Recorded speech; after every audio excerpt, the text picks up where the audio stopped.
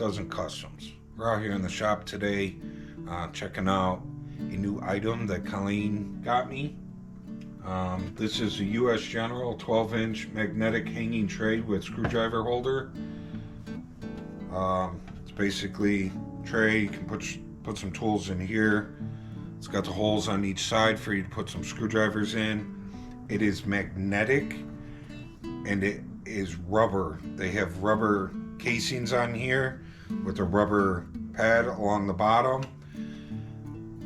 If you're working on older cars like me, where maybe you don't care so much about the paint job, you can stick this right to the side of the car while you're doing some brakes, have all your tools up in here while you're working on the brakes, not having to go back and forth or search for them underneath your stool that you're sitting on. They're right there, easy to grab.